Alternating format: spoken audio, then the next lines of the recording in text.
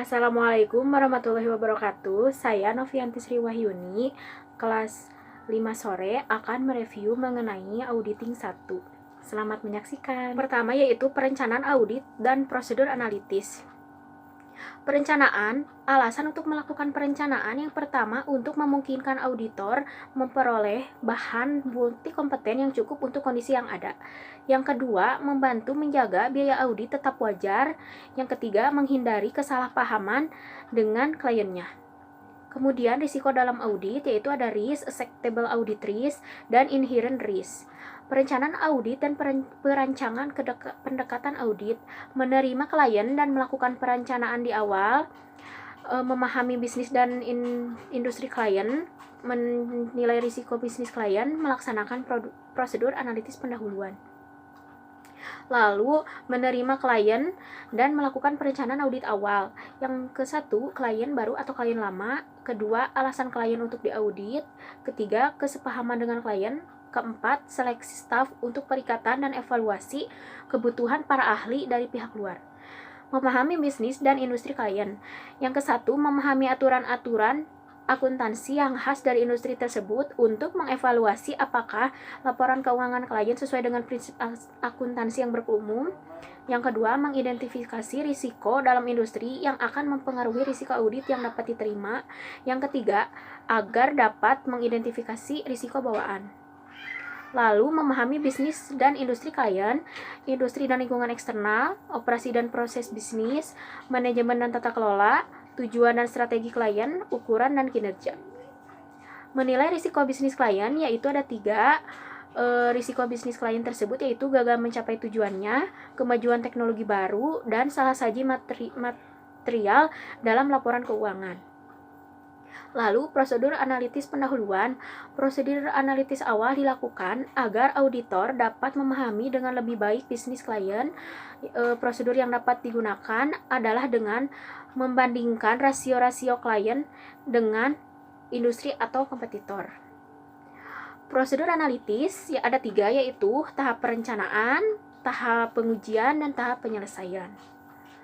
Kemudian ada jenis prosedur analitis, membandingkan klien dan data industri, membandingkan data klien dengan data yang sama pada tahun sebelumnya, membandingkan data klien dengan hasil, ekspektasi klien, membandingkan data klien dengan hasil ekspektasi auditor, membandingkan data klien dengan ekspektasi hasil menggunakan data non-keuangan. Rasio-rasio keuangan umum, kemampuan membayar utang jangka pendek, kemudian rasio aktivitas likuiditas, kemampuan untuk memenuhi kewajiban jangka panjang, dan rasio profitabilitas. Kemudian yaitu yang kedua, materialitas dan risiko. Materialitas besarnya nilai yang dihilangkan atau salah saji informasi akuntansi yang dilihat dari keadaan yang melingkupinya dapat mengakibatkan perubahan atas atau pengaruh terhadap pertimbangan orang yang meletakkan kepercayaan terhadap informasi tersebut karena adanya penghilangan atau salah saji itu. Kemudian, pertimbangan auditor. Definisi tersebut mengharuskan auditor untuk mempertimbangkan yang pertama, keadaan yang berkaitan dengan entitas, yang kedua, kebutuhan informasi pihak yang akan meletakkan kepercayaan atas laporan keuangan auditan. Kemudian, mengapa konsep materialitas penting dalam audit laporan keuangan? Karena auditor tidak bisa memberikan jaminan bagi siapapun bahwa laporan keuangan audit adalah akurat. Dalam audit laporan keuangan, auditor memberikan keyakinan berikut ini, yaitu bahwa jumlah-jumlah yang disajikan dalam laporan keuangan beserta pengungkapannya telah dicatat, diringkas, digolongkan, dan dikompilasi. Bahwa ia telah mengumpulkan bukti kompeten yang cukup sebagai dasar memadai untuk memberikan pendapatan atas laporan keuangan auditan. Kemudian, bahwa laporan keuangan sebagai keseluruhan disajikan secara wajar dan tidak terdapat salah saji material karena kekeliruan dan kecurangan. Yang terakhir, konsep yang melandasi keyakinan yang diberikan auditor adalah konsep materialitas dan konsep risiko audit. Lalu ada pertimbangan materialitas, pertimbangan kuantitatif, hubungan salah saji dengan juru kunci tertentu dalam laporan seperti laba bersih sebelum pajak dalam keuangan, total aktiva dalam neraca, total aktiva lancar dalam neraca, total ekuitas pemegang saham dalam neraca. Pertimbangan kualitatif seperti kemungkinan terjadinya pembayaran yang melanggar hukum, kemungkinan terjadinya kecurangan, syarat-syarat yang tercantum perjanjian kredit dari bank, adanya gangguan dalam tren laba, sikap manajemen terhadap integritas laporan keuangan. Tingkat materialitas pada tingkat laporan keuangan. Laporan keuangan mengandung salah saji material jika laporan tersebut berisi kekeliruan atau kecurangan. Materialitas pada tingkat saldo akun, salah saji minimum yang memungkinkan terdapat dalam saldo akun yang dipandang sebagai salah saji material. Konsep materialitas pada tingkat saldo akun tidak sama dengan saldo akun material besarnya saldo akun yang tercatat. Lalu, cara menerapkan materialitas. Pertama, auditor menggunakan materialitas yang ke-1 dalam perencanaan audit. Kedua, pada saat mengevaluasi bukti audit dalam pelaksanaan audit, auditor perlu membuat estimasi materialitas karena terdapat hubungan terbalik antara jumlah dalam laporan keuangan yang dipandang material oleh auditor dengan jumlah pekerjaan audit yang diperlukan untuk menyatakan kewajaran laporan keuangan.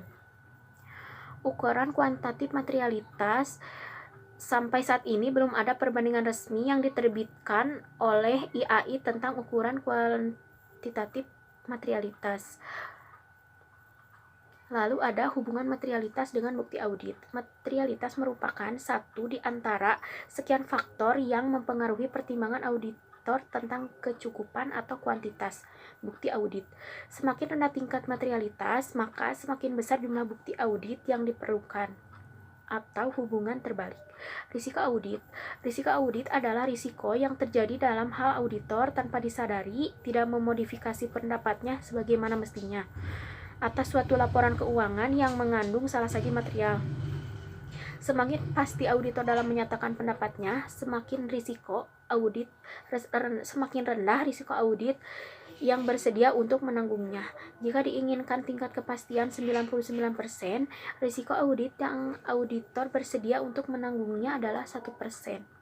Unsur risiko audit yaitu risiko bawaan, risiko pengendalian, dan risiko deteksi. Lalu ada hubungan antara risiko bawaan, risiko pengendalian, risiko deteksi, dan risiko audit. Hubungan antara materialitas, risiko audit, dan bukti audit. Berbagai kemungkinan hubungan antara materialitas, bukti audit, dan risiko audit sebagai berikut. Jika auditor mempertahankan risiko audit konstan dan tingkat materialitas dikurangi, auditor harus menambah jumlah bukti audit yang dikumpulkan. Jika auditor mempertahankan tingkat materialitas konstan dan mengurangi jumlah bukti audit yang dikumpulkan, risiko audit menjadi meningkat. Jika auditor menginginkan untuk mengurangi risiko audit, auditor dapat menempuh salah satu dari 3 cara berikut, yaitu menambahkan tingkat materialitas, menambah jumlah bukti audit yang dikumpulkan, dan menambah sedikit jumlah bukti audit yang dikumpulkan dan tingkat materialitas secara bersama-sama. Lalu yang ketiga ada audit atas pengendalian internal menurut Section 404 dan risiko pengendalian. Tujuan pengendalian internal. Sistem pengendalian internal terdiri atas kebijakan dan prosedur yang dirancang untuk memberikan manajemen kepastian yang layak bahwa perusahaan telah mencapai tujuan dan sasarannya. Kemudian, tanggung jawab manajemen dan auditor atas pengendalian internal. Manajemen bertanggung jawab untuk menetapkan menyelenggarakan pengendalian internal entitas. Auditor bertanggung jawab memahami dan menguji pengendalian internal atas pelaporan keuangan. Konsep pengendalian internal terbagi dua, yaitu kapasitas yang layak dan keterbatasan inherent. Tanggung jawab pelaporan oleh manajemen menurut Section 404, manajemen juga harus mengidentifikasi kerangka kerja yang digunakan untuk mengevaluasi keefektifan pengendalian internal. Penilaian manajemen mengenai pengendalian internal atas pelaporan keuangan terdiri atas 2 komponen, yaitu rancangan pengendalian internal dan yang kedua efektivitas pelaksanaan pengendalian. Bertanggung jawab auditor untuk memahami pengendalian internal. Yang pertama, pengendalian atas reliabilitas pelaporan keuangan dan pengendalian atas kelas-kelas transaksi. Komponen pengendalian internal menurut COSO, lingkungan pengendalian, penafsiran risiko, aktivitas pengendalian, informasi dan komunikasi, dan pemantauan. Lingkungan pengendalian. Untuk memahami dan menilai lingkungan pengendalian, auditor harus mempertimbangkan subkomponen pengendalian. Berikut ini yaitu integritas dan nilai etis, kebijakan dan praktik sumber daya manusia. Penilaian risiko atas laporan keuangan adalah tindakan-tindakan yang dilakukan manajemen untuk mengidentifikasi dan menganalisis risiko-risiko yang relevan dengan penyusunan laporan keuangan yang sesuai GAAP. Aktivitas pengendalian, pemisahan penyimpanan aset dari akuntansi, pemisahan otorisasi transaksi dari penyimpanan aset terkait, pemisahan tanggung jawab operasional dari tanggung jawab pencatatan, pemisahan tugas TI dan departemen pemakai. Kemudian ada dokumen dan catatan yang memadai dipranomori secara berurutan untuk memudahkan pengendalian, disiapkan pada waktu transaksi berlangsung, dirancang untuk berbagai pengguna, dibuat sedemikian rupa sehingga memudahkan penyimpanan yang benar. Sistem informasi dan komunikasi bertujuan untuk memulai, mencatat, memproses dan melaporkan transaksi yang dilakukan entitas serta mempertahankan akuntabilitas aset terkait. Aktivitas pemantauan berhubungan dengan penilaian mutu pengendalian internal secara berkelanjutan atau periodik oleh manajemen untuk menentukan bahwa pengendalian itu telah beroperasi seperti yang diharapkan dan dimodifikasi sesuai dengan perubahan kondisi. Memperoleh dan mendokumentasikan pemahaman tentang pengendalian internal. Sebagai dari prosedur penilaian risiko, auditor menggunakan prosedur untuk memperoleh pemahaman yang meliputi pengumpulan bukti tentang rancangan pengendalian internal dan apakah pengendalian itu sudah diimplementasikan, lalu menggunakan informasi itu sebagai dasar audit terpadu. Menilai risiko pengendalian, auditor harus memahami perancangan dan pengimplementasian pengendalian internal untuk melakukan penilaian pendahuluan atas risiko pengendalian sebagai bagian dari penilaian risiko salah saji yang material secara keseluruhan. Ada dua faktor utama, yaitu integritas manajemen dan kememadaian catatan akuntansi. Lalu ada fraud atau audit kecurangan. Fraud adalah tindakan ilegal untuk memenuhi kepentingan pribadi atau kelompok, baik dalam bentuk penyalahgunaan wewenang, penyembunyian kebenaran, pemalsuan dokumen, maupun dalam bentuk pelanggaran kepercayaan. Perbedaan kecurangan dan kesalahan. Kesalahan atau error suatu tindakan yang tidak disengaja yang dapat terjadi dalam setiap tahap pengelolaan transaksi. Dan kecurangan atau fraud adalah tindakan atau kesalahan yang disengaja. Ada beberapa bentuk dalam fraud, yaitu fraud triangle, fraud diamond, fraud pentagon, dan fraud hexagon. Fraud dalam laporan keuangan. Kecurangan dapat dilakukan melalui laporan keuangan dengan cara-cara sebagai berikut: memanipulasi, memasukkan atau mengubah bukti transaksi dan pembukuan dengan sengaja menyajikan secara keliru atau menghilangkan transaksi atau informasi laporan keuangan. Tanggung jawab auditor internal berdasarkan SAE 99 menyatakan bahwa auditor independen bertanggung jawab untuk merencanakan dan melaksanakan audit untuk mendapatkan jaminan memadai bahwa laporan keuangan bebas dari salah saji material, baik kesalahan yang tidak disengaja maupun kesalahan yang disengaja atau fraud. Pertanggungjawaban auditor eksternal, auditor umum yang dilakukan untuk memberikan opini atau pendapat atas laporan keuangan tidak didesain untuk mengungkapkan ketidakberesan. Occupational fraud adalah kecurangan melalui penyalahgunaan jabatan. Occupational fraud dapat diklasifikasi ke dalam 3 bentuk, yaitu penyalahgunaan aset, yaitu mempengaruhi transaksi bisnis untuk memperkaya diri sendiri atau orang lain. Fraudulent statement, yaitu penerbitan laporan yang menyesatkan, misalnya pelaporan lebih pendapatan atau aset. Peran internal auditor adalah bagian integral dari governance dan oleh karenanya harus mendukung aktivitas IRM. Skeptisme profesional adalah kemampuan untuk melakukan evaluasi secara kritis atau bukti dan informasi yang diperoleh. administrasi fraud, bentuk kecurangan laporan keuangan, pendapatan fiktif, penyembunyian utang dan beban, penilaian aset secara tidak tepat, pengungkapan atas laporan keuangan secara tidak tepat, dan pisah batas transaksi. Deteksi mode untuk mendeteksi ketidaktepatan, kecurangan, dan penyimpanan akuntansi antara lain analisis vertikal dan horizontal, analisis rasio, review atas kepatuhan terhadap ketentuan pinjaman, review atas kepatuhan terhadap ketentuan perpajakan, wawancara tertulis, dan analisis arus kas. Pencegahan. Beberapa metode pencegahan yaitu pemberlakuan praktik audit internal yang independen, objektif, dan kuat, pemberlakuan standar etika dan integritas pegawai, pemantauan secara aktif terhadap manajemen oleh pihak-pihak yang bertanggung jawab dalam masalah governance, penurunan peluang dan tekanan yang bisa menimbulkan kecurangan. Pelaporan hasil audit fraud melakukan identifikasi tentang jenis fraud, penyebab fraud, dan pengaruh fraud terhadap pencapaian tujuan organisasi, menuliskan hasil temuan fraud secara lengkap, sistematis, dan jelas, mendukung bukti fraud dengan kebijakan, standar hukum, dan peraturan yang dilanggar. Kemudian ada dampak teknologi informasi terhadap audit, TI dan akuntansi. Teknologi informasi berfungsi untuk meningkatkan efektivitas dan efisiensi serta kualitas proses bisnis, termasuk di dalamnya proses akuntansi. TI berpengaruh besar terhadap kualitas informasi akuntansi. TI dan sistem pengendalian. Pengendalian manual digantikan dengan pengendalian elektronik yang secara teoritis lebih efektif dan efisien.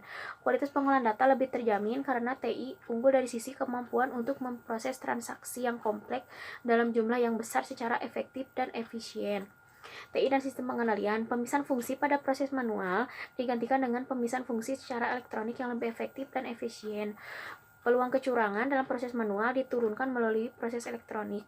Kualitas informasi dalam proses elektronik jauh lebih tinggi dibanding kualitas informasi dari proses manual, misalnya dari sisi ketepatan waktu. Risiko penggunaan TI, kerusakan file data dan informasi karena rusaknya hardware atau software, unauthorized access, reduced human involvement, penurunan keterlibatan manusia, reduced variation of data, general control, pengendalian umum, dan pengendalian aplikasi. Dan yang terakhir ada rencana dan program audit secara keseluruhan. Tahap ini merupakan fase yang penting karena pada tahap inilah dihasilkan seluruh program audit yang direncanakan auditor untuk diikuti dalam audit yang mencakup semua prosedur audit, ukuran sampel, materi yang dipilih, dan waktu pelaksanaannya. Jenis-jenis pengujian audit. Dalam mengembangkan keseluruhan rencana audit, auditor menggunakan 5 jenis pengujian. Yang pertama, prosedur penilaian risiko, pengujian pengendalian, pengujian substantif atas transaksi, prosedur analitis, pengujian rincian atas saldo, dan ikhtisar jenis-jenis pengujian. Prosedur penilaian risiko. Penilaian ini dilaksanakan untuk menilai risiko salah saji yang material dalam laporan keuangan.